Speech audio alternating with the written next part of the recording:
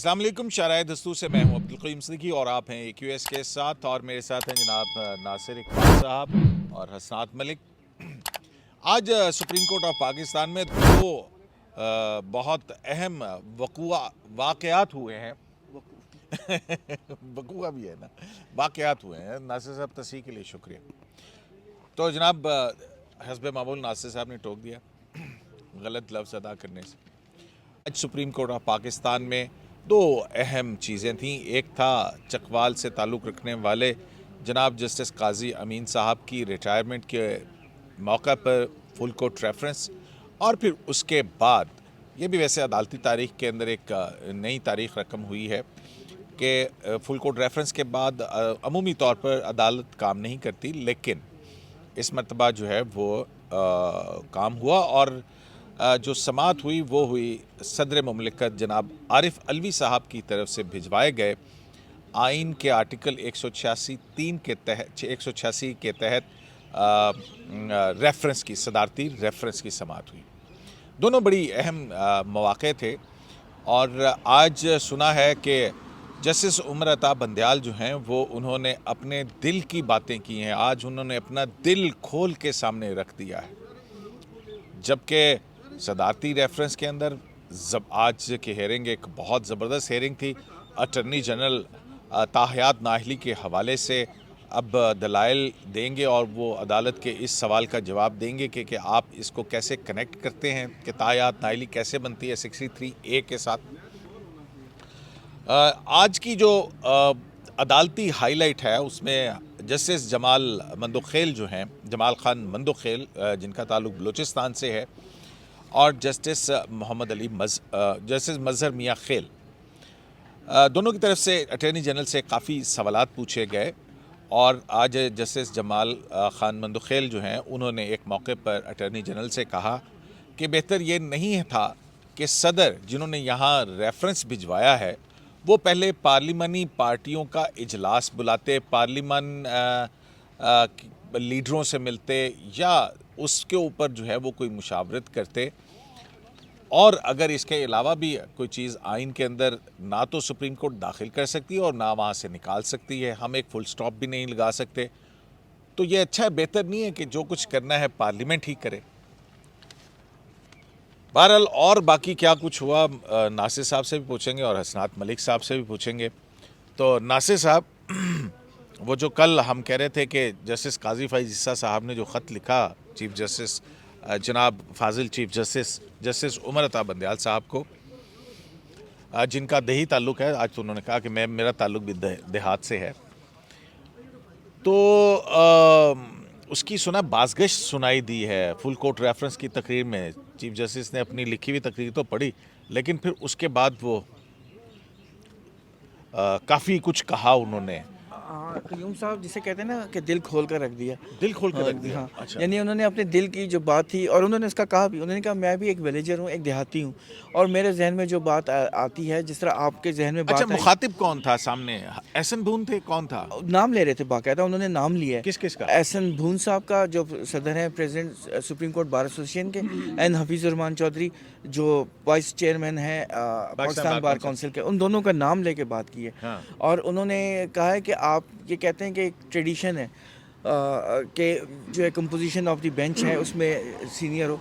उसने मुझे बताया, उन्होंने कहा कि आप मुझे बताएं ये कहाँ ट्रेडिशन है, 15 से 20 साल से कहाँ क्या हो रहा है, आपको नहीं मालूम? सब कुछ है। उसने कहा कि चीफ जस्टिस का ये काम है, ये उसका प्रोरोगेटिव है प्रोरोगेटिव है कि वो किस बेंच में कौन सा केस भेजे और क्या बेंच है, ये चीफ जस्टिस का काम है। और फिर उन्होंने अपने रजिस्ट्रार को भी आज सपोर्ट किया। उन्होंने कहा कि ये जो फाइनेस्ट रजिस्ट्रार साहब जो हैं ये फाइनेस्ट चॉइस हैं, और ये चीफ जस्टिस ऑफ पाकिस्तान की चॉइस है। और वो फिर उन्होंने उनकी क्रेडेंशियल्स भी बताया कि उन्होंने ये किया है, जिसमें उन्होंने LLM भी बाहर से किया। एहसन भून साहब ने ये रजिस्ट्रार पे भी इतराज़ किया था क्या? नहीं, एहसन मेरा कहने का मतलब है कि आज जो बात थी ना, वो एक गाना है ना, कहीं पे निशाना वो क्या है गाना? कहीं पे निगाहें कहीं पे निशाना। तो उन्होंने बहुत सारे उनका जो एड्रेसेस थे, बहुत मतलब उसके नरगे में बहुत सारे लोग थे। अच्छा। तो उन्होंने बेसिकली ये कहा कि मैं रात 9 बजे तक ऑफिस में होता हूँ, कोई बात है मेरे पास आके बात करें। लेकिन जब आप सोशल मीडिया में हेयर से पे स्पेकुलेटिव चीज़ों पे बात करते हैं तो आप अपना उर्दू में क्या कहेंगे, अपना स्टेचर छोटा करते हैं, बड़ा नहीं करते। और उनका कहना था कि और मज़े की बात है उसमें डॉन के एक एडिटोरियल का भी जिक्र हुआ। उन्होंने कहा एडिटोरियल को भी का जिक्र करते हुए कहा, जब उन्होंने वो नाशपाती मनसूबाबंदी वाली बात की थी उस पे फिर एडिटोरियल आया था उस पे उन्होंने कॉम्पिटेंसी ऑफ जज के ऊपर था। अच्छा। कि उन्होंने कहा कि वो हाथ खड़ा करें जिनको इससे इख्तलाफ है कि जज में ये क्वालिटीज़ नहीं होनी चाहिए। कौन कौन सी?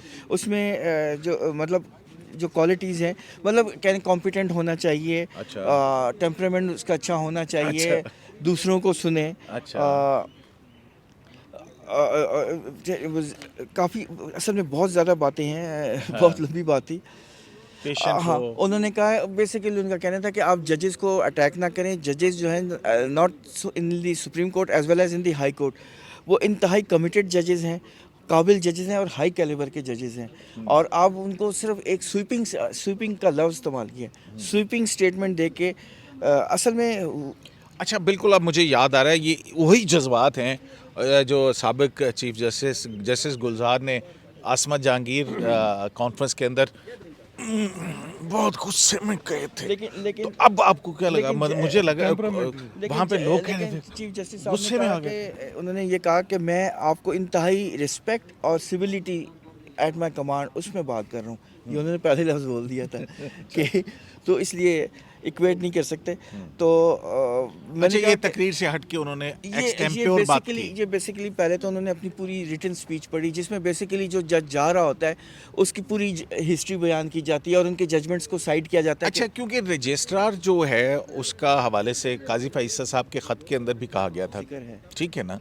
अच्छा, नासिर साहब कोई उन्होंने ये कहा या सिर्फ उनकी रजिस्ट्रार साहब की बतौर ब्यूरोक्रेट एक तालीमी काबिलियत जो है सिर्फ उसका जिक्र किया? नहीं, उन्होंने ये कुछ उन्होंने ये बताया कि आया सेपरेशन ऑफ पावर का जो प्रिंसिपल है उसके बाद डेपुटेशन के ऊपर जो सुप्रीम कोर्ट ऑफ पाकिस्तान के फैसले हैं, इसके बावजूद उनकी तयनाती क्यों की गई? इस पे कोई लीगल जवाब दिया उन्होंने? नहीं, उन्होंने इस तरह की कोई बात नहीं की। उन्होंने बेसिकली जो बात की है ना, अब मैं जो आपको बता रहा हूँ, उन्होंने कहा कि he is the finest amongst, जो बेस्ट लोग थे उनमें से फाइनेस्ट। नंबर 1 चीफ जस्टिस का की चॉइस है। नंबर 2 20 साल का एडमिनिस्ट्रेटिव एक्सपीरियंस है। उसके अलावा उनको लीगल उनके LLM हैं बाहर से, उसके अलावा भी बहुत बाहर से उन्होंने किया। उसके बाद उन्होंने कहा कि जो वो जॉब कर रहे हैं वो ऐसे तरीके से अपना काम कर रहे हैं।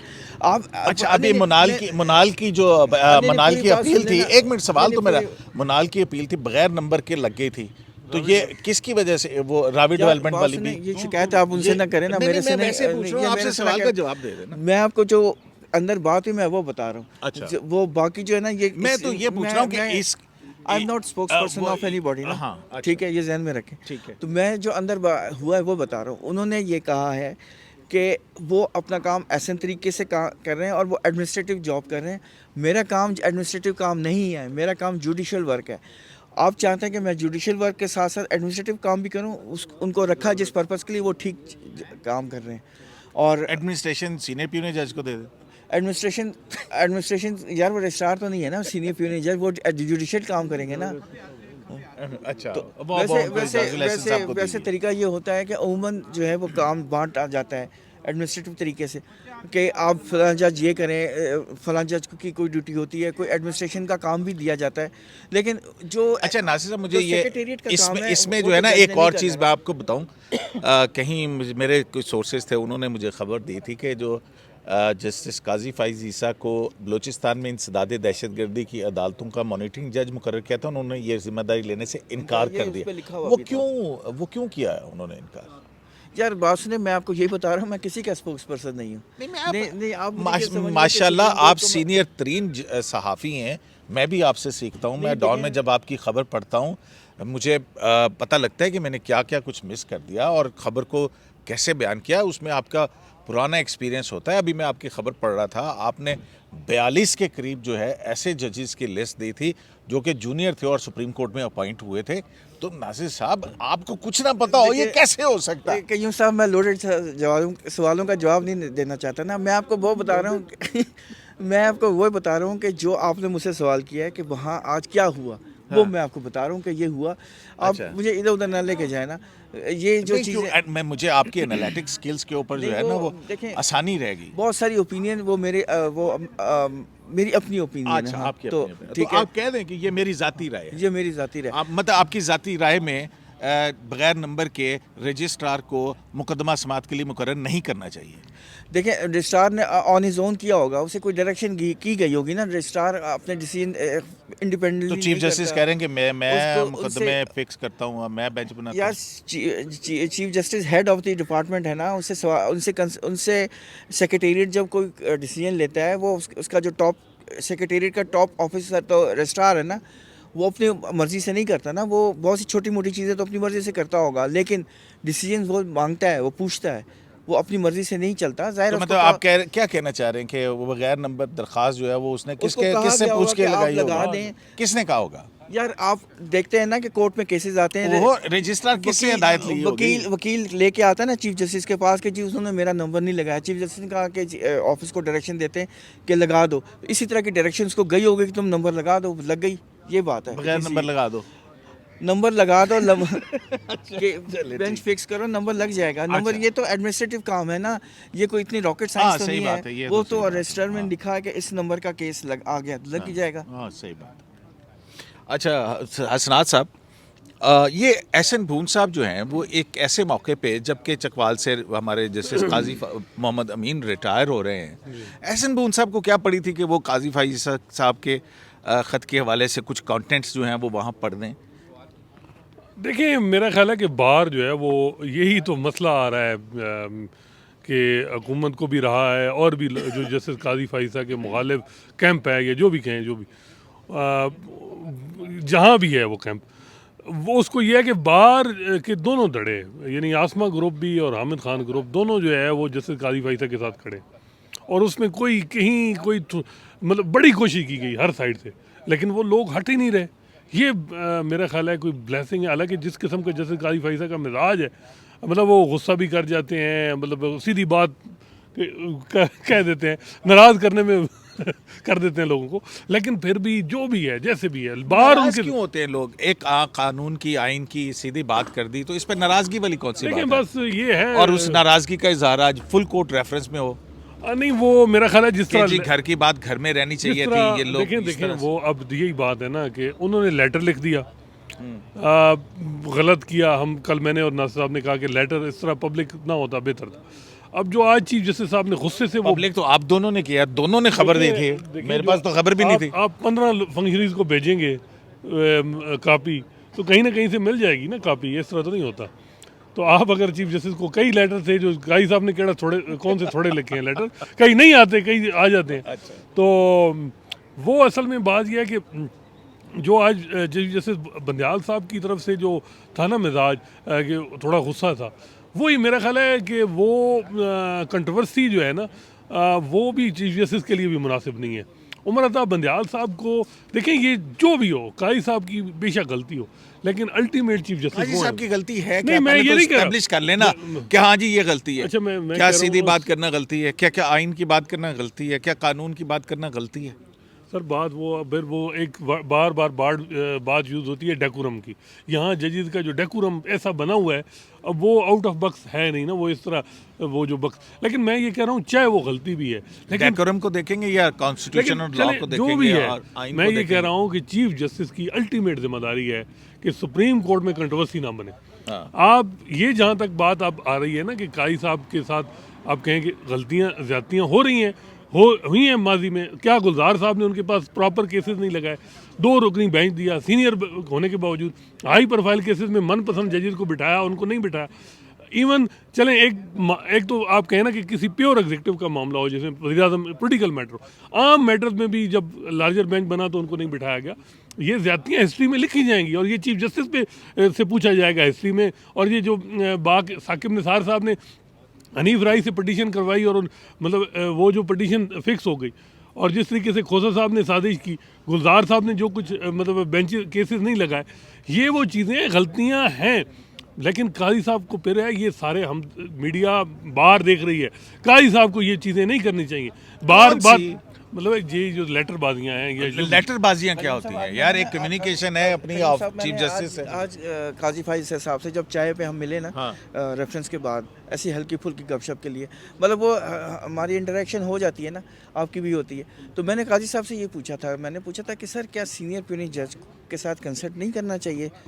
तो उन्होंने कहा कि जब मैं चीफ जस्टिस था बलूचिस्तान हाई कोर्ट का, तो मैं जूनियर तरीन जजेस से भी कंसल्ट करता था, क्योंकि हाँ, क्योंकि विजडम कहीं से भी आ सकती है, तो आइडियली तो होना चाहिए। देखिए मैंने उनसे पूछा था ये बात। असूली तौर पे कयूम साहब कोई भी नहीं करा। और ये जो अब बात हो रही है ना चीफ जस्टिस साहब ये उमरता बंदयाल साहब ने कहा था। अच्छा, नहीं, काजी काजी फाइज से अच्छा, पंजाब साहब पे ये भी उनको भी देखना होगा कि उन पे बार की तरफ से ये आ रहा है कि वो अपने धड़े के जजेस को हाई प्रोफाइल केसेस देते हैं और बिठाते हैं।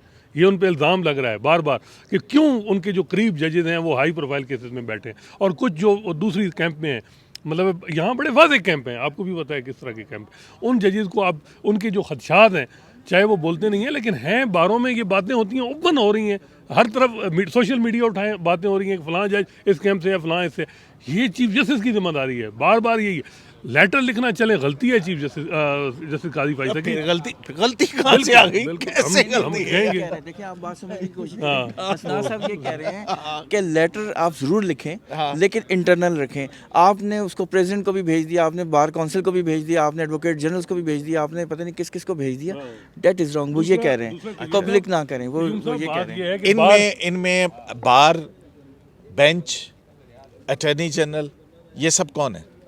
यार जो भी हैं चैरियट्स, वो आप कह रहे हैं कि ये दे आर वो the other wheel of the chariots, वो ठीक है, लेकिन ये इंटरनल पहले करें। अगर उसके बाद अब मुझे मुनासिब नहीं है, एक जज का मनसब बहुत ऊंचा होता है। ये भी है कि अब बारें और भी बातें हो रही हैं, कुछ इल्ज़ामात भी लगे रहे हैं, कुछ शख्सियात पे लग रहे हैं कि वो प्रेजेंट रजीम को बचाने के लिए एक्टिव हैं, मुलाकातें भी कर रहे हैं कि इमरान को बचाओ। मैं नहीं कहता कि दो शख्सियात कौन सी मिली हैं जिसका बार ने कंसर्न शो किया है।